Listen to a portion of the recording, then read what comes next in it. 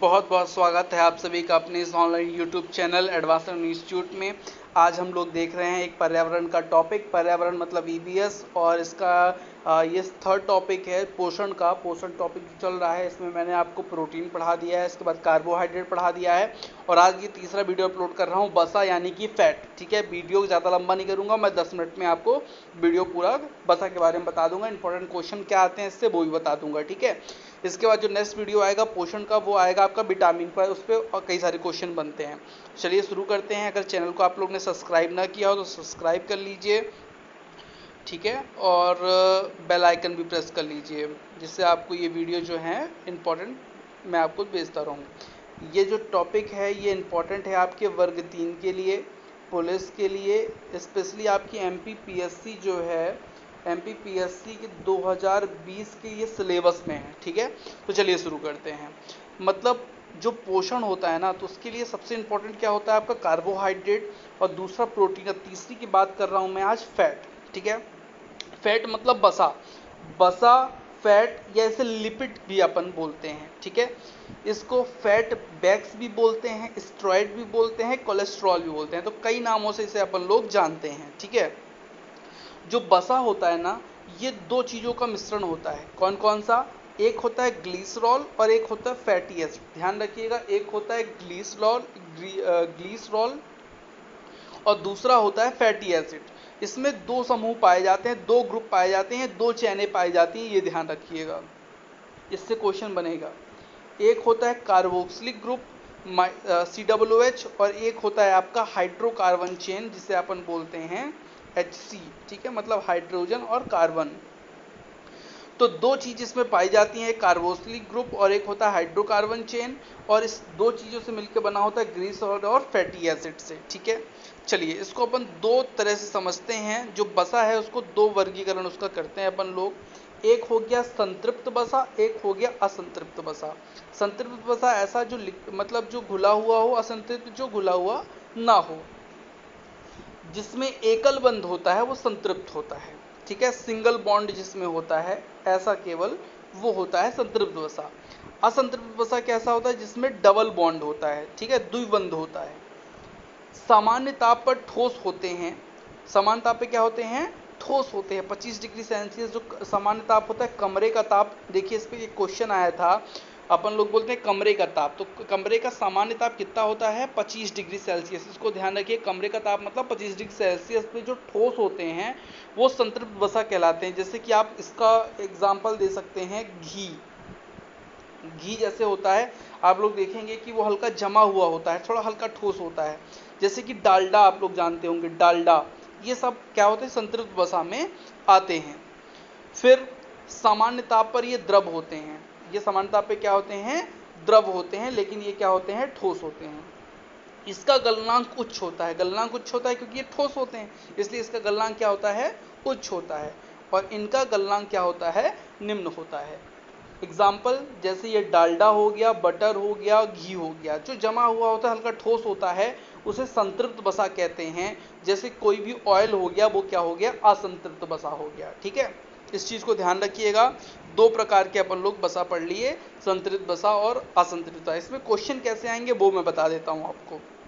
पूछेगा डालडा संतृप्त वसा है या असंतृप्त वसा है, या फिर ऐसे क्वेश्चन आएगा संतृप्त वसा का उदाहरण बताइए। ऑप्शन रहेगा ऑयल, डालडा, बटर, घी, तो आप क्या बताएंगे? ऑयल। ठीक है, संतृप्त वसा। चलिए इसके कुछ इंपॉर्टेंट क्वेश्चन देखते हैं जो एग्जाम में आते हैं। बसा जल में घुलनशील होता है। क्वेश्चन पूछे, अघुलनशील होता है, सॉरी, अघुलनशील। अच्छा देखिए, जैसे तेल है, तेल को अगर आप पानी मिलाएंगे तो क्या घुल जाएगा? नहीं घुलेगा, मतलब अघुलनशील होता है। ठीक है, ध्यान रखिए कि बसा जल में क्या होता है? अघुलनशील होता है। कार्बनिक विलायकों में भैया घुलनशील होता है। तो क्वेश्चन ये बनेगा कि कार्बनिक विलायकों में बसा घुलनशील होता है कि नहीं। तो फिर आपको ऑप्शन मिलेगा होता है, नहीं होता, इस तरह के कई ऑप्शन आपको मिलेंगे। अब ये है बसा। बसा में तीन चीज क्या है आपकी? एक कार्बन है, एक आपका हाइड्रोजन है, और एक क्या है? ऑक्सीजन के सहयोग से बनता है। कार्बोहाइड्रेट जैसा ही होता है, लेकिन ऑक्सीजन की मात्रा कम होती है। मतलब यहाँ पे ये बताया गया है कि कार्बोहाइड्रेट जैसा ही बसा होता है, बस इसमें क्या होता है कि ऑक्सीजन की मात्रा क्या होती है भैया? कम होती है, यही इसमें अंतर होता है। ठीक है, अच्छा बसा जो होता है उसको कोलेस्ट्रॉल को क्या करता है, ये नियंत्रित करता है। ठीक है, अच्छा बसा जो होता है जैसे घी वगैरह, ये कोलेस्ट्रॉल को क्या करता है, नियंत्रित करता है और सामान्य ताप पर क्या होता है, तरल होता है। ठीक है, तो घी एकदम प्योर ठोस नहीं होता, घी क्या होता है कमरे के ताप पे हल्का सा थोड़ा सा क्या होता है, पिघला हुआ होता है, लेकिन रहता कुछ ठोस अवस्था में ही है। ठीक है, एक एक ये वर्ड याद करिएगा, पूफा। पूफा, पूप मतलब इसका हुआ आपका पॉली अनसैचुरेटेड फैटी एसिड। इसको क्या बोलते हैं, पॉली अनसैचुरेटेड फैटी एसिड।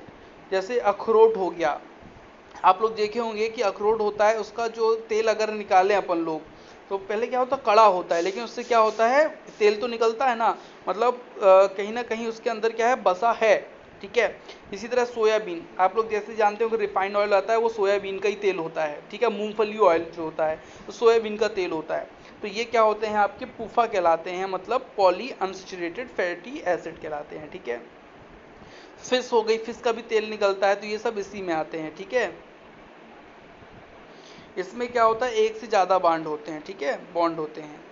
अब देखिए, दो प्रकार के वो होते हैं फैट, एक होता है गुड फैट, एक होता है बैड फैट। गुड फैट जो हमारे शरीर के लिए बहुत ही अच्छा होता है, और बैड फैट जो होता है वो हमारे शरीर के लिए क्या होता है, थोड़ा सा खराब होता है। ओमेगा 3, ओमेगा 3, ओमेगा 6 जो होता है, ये दोनों ऐसे वो हैं, गुड फैट हैं जो हमारे शरीर के लिए अच्छे होते हैं। ये मछली में पाए जाते हैं, ध्यान रखिएगा, ओमेगा 3 और ओमेगा 6 जो होते हैं ये मछली में पाए जाते हैं। ठीक है, फिर क्या है आपका पूफा और मुफा। मैंने यहाँ पे मुफा नहीं बताया, मुफा मतलब क्या होता है आपका, मुफा मतलब होता है मोनो अनसैचुरेटेड फैटी एसिड। जैसे कि ऑलिव ऑयल हो गया, ऑलिव ऑयल आता है, ये जानते हैं बहुत महंगा आता है ऑलिव ऑयल। ठीक है, 450 रुपये की पर लीटर के हिसाब से आता है, ये बहुत महंगा होता है और बहुत ही अच्छा होता है अपने बॉडी के लिए। बादाम हो गया, ठीक है, और इसमें भी कई सारी चीज़ें होती हैं, इस पर एक ही बॉन्ड होता है, इसलिए क्या होता है, अच्छा होता है शरीर के लिए। ठीक है, गुड फैट क्या है, ओमेगा 3 ALA, मतलब अल्फा लीनोफिट लीनोलिफ एसिड होता है। इसके अंतर्गत क्या क्या आते हैं, अलसी आती है, घी आता है, बादाम आता है। तो ये जो चीज़ें होती हैं ये अच्छे गुड फैट में आते हैं। बैड फैट में क्या होता है, रेड मीट और आपका वनस्पति तेल। रेड मीट मतलब जो ऐसे मीट जो मतलब एकदम लाल होते हैं, वो मीट क्या होते हैं, बैड फैट के अंतर्गत आते हैं।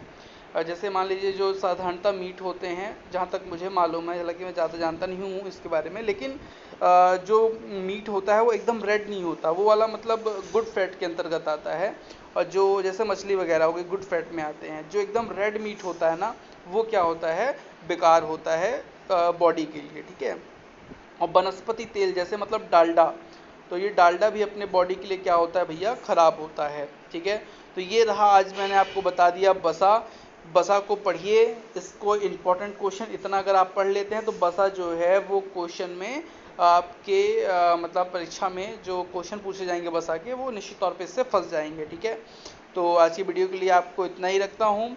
नेक्स्ट वीडियो जो आपका आएगा प्रोटीन उसके ऊपर आएगा, विटामिन के ऊपर आएगा, खनिज लवण के ऊपर आएगा। ठीक है, तो नेक्स्ट वीडियो थोड़ा सा 20-25 मिनट का जाएगा, क्योंकि बड़ा टॉपिक है वो दोनों मिला करके। तो मिलते हैं नेक्स्ट वीडियो में, चैनल को सब्सक्राइब कर लीजिए। और अगर आप मेरे व्हाट्सअप ग्रुप से ऐड होना चाहते हैं तो ये एक मोबाइल नंबर है 9993681196 व्हाट्सअप नंबर है, इसमें आप मुझे जॉइन ALI लिख के मुझे सेंड कर दें तो मैं आपको ग्रुप में ऐड कर दूंगा। ठीक है, उसमें कई सारी चीज़ें आपको जल्दी मिलेंगी, क्योंकि मैं थोड़ा व्यस्त था, अब मैं फ्री हो गया हूँ, तो मैं कई सारी चीज़ें उसमें जल्दी जल्दी अब भेजूंगा। ठीक है, जो आपके एग्ज़ाम के लिए इंपॉर्टेंट होगा। तो आज के इस वीडियो में इतना ही। बहुत बहुत धन्यवाद आप सभी का वीडियो को देखने के लिए।